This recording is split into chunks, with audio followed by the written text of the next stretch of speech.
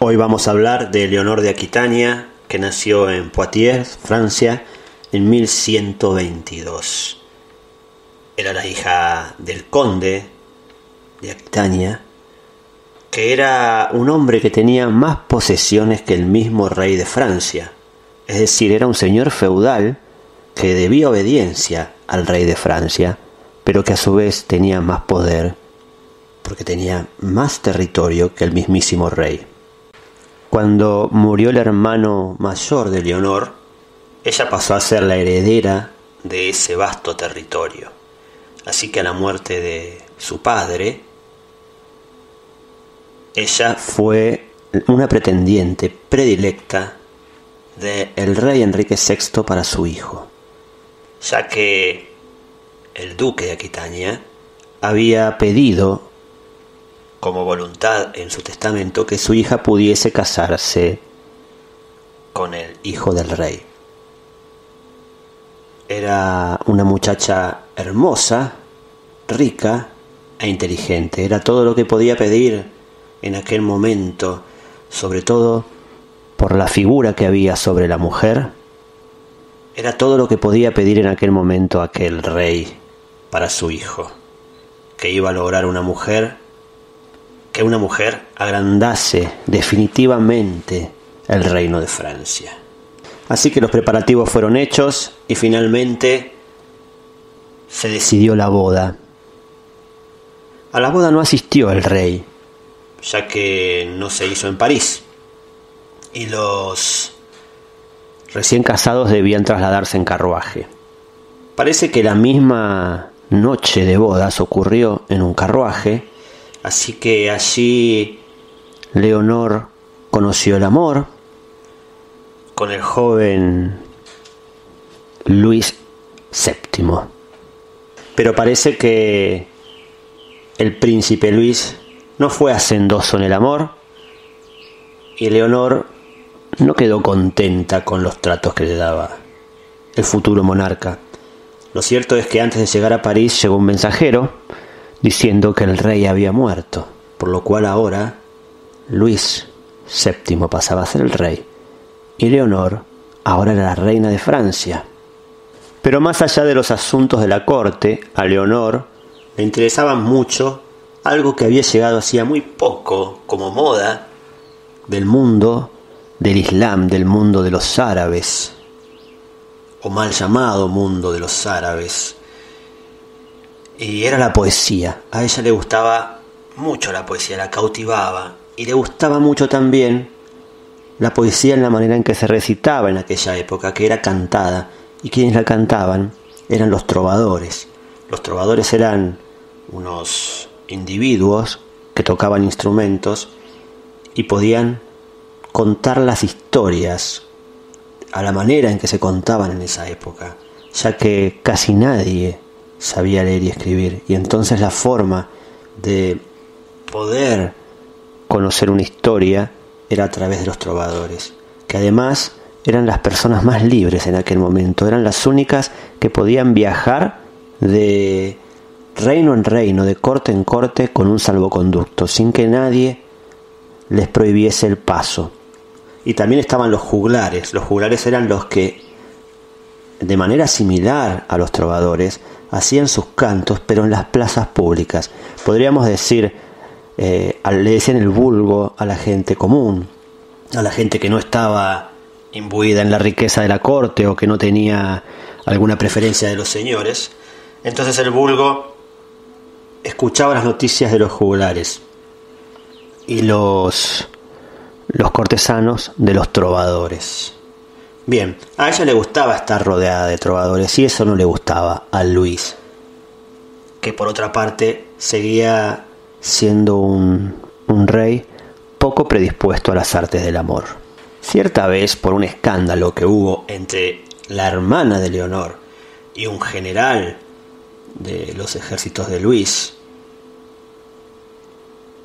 el rey le propuso a este general que se casase con la hermana de Leonor, con Alicia. Y el problema era que este general estaba casado con una baronesa de Champaña.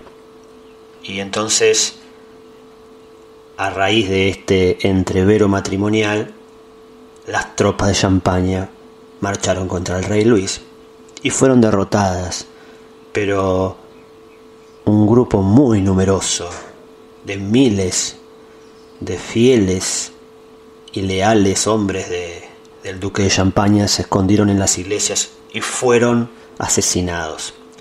Esto hizo que el rey Luis después tuviera cierto remordimiento, sobre todo porque Bernardo de Clairvaux, aquel que hablamos hace poco, que dijimos que fue el incitador de la Segunda Cruzada, que hoy se lo conoce en muchos lugares como San Bernardo. Bueno, Bernardo criticó duramente al rey y le dijo: para poder expiar tus pecados, para que sean perdonados tus males, deberás marchar a Tierra Santa y hacer una nueva cruzada. Luis era temeroso de Dios, así que decidió que iba a hacer esa cruzada. De todas maneras, Bernardo ya la venía predicando y había un gran entusiasmo en toda Europa para marchar nuevamente contra el mundo árabe. Así que allí fueron.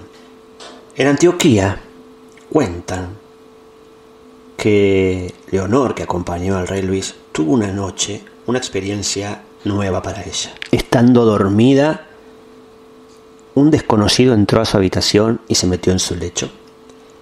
Y parece que ahí, por primera vez, Leonor conoció las delicias del amor y su humor cambió completamente, tanto que Luis sospechó que sucedía algo y la acusó de que estaba en una relación incestuosa con un tío de ella. Así que ambos, después de muchas peleas, decidieron que se iban a separar, pero los consejeros del rey Luis lo hicieron entrar en razón y le dijeron que no era conveniente separarse de una mujer tan poderosa, porque la separación implicaría que el rey dejaría de tener influencia directa sobre la mayor parte de Francia. Así que el rey decidió que iba a seguir con el matrimonio adelante.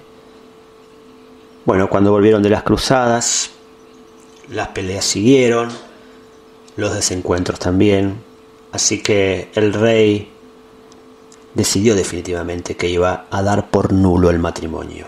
Y así fue.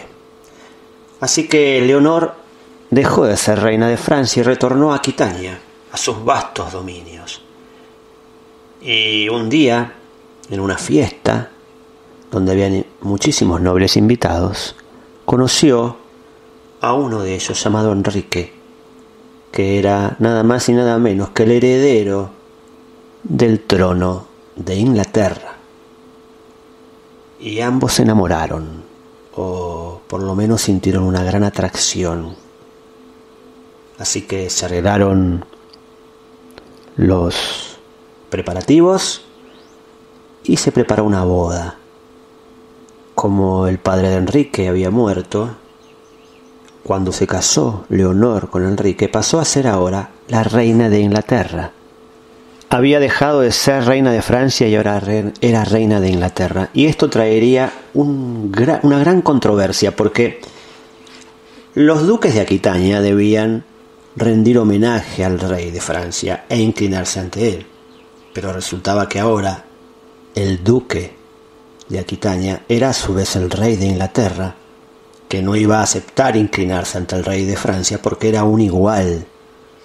Así que Aquitania pasó a ser un dominio del rey de Inglaterra que debía rendir homenaje al rey de Francia. Algo bastante extraño, que años más tarde va a desencadenar en una guerra conocida como la Guerra de los 100 años.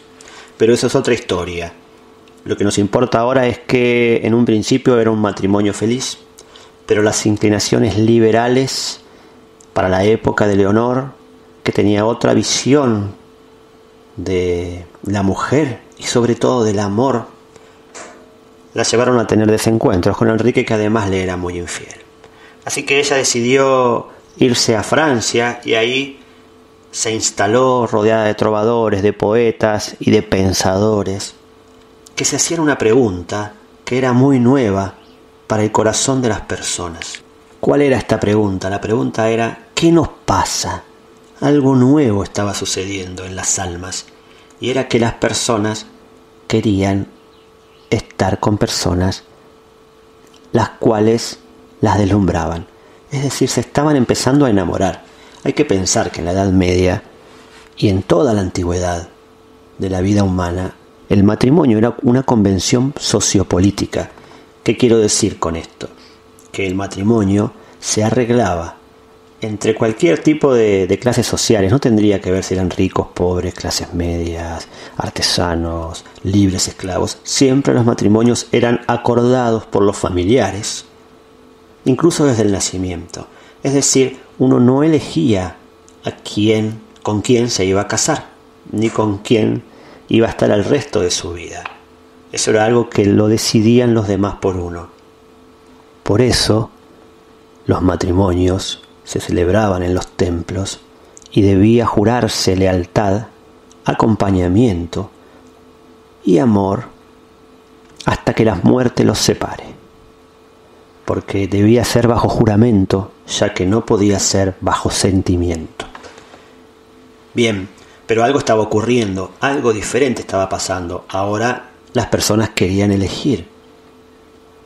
Y este grupo de personas que se reunía en las cortes de Poitiers se autodenominaron la corte del amor, porque empezaron a ver qué era lo que les pasaba y escribieron máximas y códigos acerca de qué era esto nuevo que les sucedía, a lo que llamaban amor, y entonces definieron algunas pautas de lo que conocemos hoy como el amor cortés o el amor romántico, que nació allí en el sur de Francia. Y se hacían preguntas tales como si el matrimonio era excluyente del amor, es decir, si uno se casaba, ¿podía de todas maneras amar a la persona con quien se casaba? Se preguntaban si el amor solo podía ocurrir en adulterio, es decir, ¿acaso solo una persona puede amar a alguien con quien no se casa? También se preguntaban si el amor podía ser dispensado a dos personas o a una. Se escribía, se cantaba, se filosofaba. Y se vivía ese nuevo sentimiento. Leonor se enamoró fuertemente de un trovador. Cuando fue llamada nuevamente a la corte de Inglaterra, ella conspiró contra su esposo en favor de sus hijos, por lo cual el rey Enrique la confinó en una torre, la encerró por 16 años. Así que allí estuvo alejada de lo que había sido esa corte del amor del sur de Francia, pero esas ideas se estaban propagando, porque no eran ideas de un grupo, era algo que le pasaba a la humanidad, y solo un grupo las pensaba, pero el amor había llegado para quedarse. Tanto fue así que la Iglesia Católica prohibió el uso de la palabra amor, porque iba en contra de la naturaleza del matrimonio. Cuando el rey murió y su hijo Ricardo, a quien se conoce como Ricardo Corazón de León, llegó al trono, lo primero que hizo fue liberar a su madre, que pasó a ser una especie de regente del reino. Luego Ricardo fue a una cruzada con el rey Barbarossa de Alemania, con el rey de Francia. Fue una cruzada bastante desastrosa. Y en el regreso, Ricardo fue apresado, secuestrado, y se pidió una suma enorme de dinero, que era igual al producto bruto de 2 años de Inglaterra. Es decir, todo el dinero que circulaba en Inglaterra durante 2 años debía ser utilizado para pagar el rescate de Ricardo. Y fue Leonor la que puso a su otro hijo, a Juan, que se lo conocía como Juan sin tierra, porque recordemos que solo el primogénito heredaba todo y el segundo nada. Así que este segundo hijo de Leonor tuvo que cobrar los impuestos y el pueblo lo odió, y hasta el día de hoy se recuerda al malvado rey Juan que cobraba impuestos, que en realidad lo hacía en pos de su hermano Ricardo, pero en este contexto nace la historia de Robin Hood, que luchaba contra el rey o príncipe Juan, y que cuando volvió Ricardo, que fue encontrado por el trovador amante de Leonor a través de una canción que él silbaba, y desde la prisión, él la silbaba en todas las prisiones del imperio alemán, el imperio que podríamos decir el nuevo imperio romano germánico se llamaba, o el sagrado imperio romano germánico. Él iba por las prisiones que en realidad estaban en los palacios.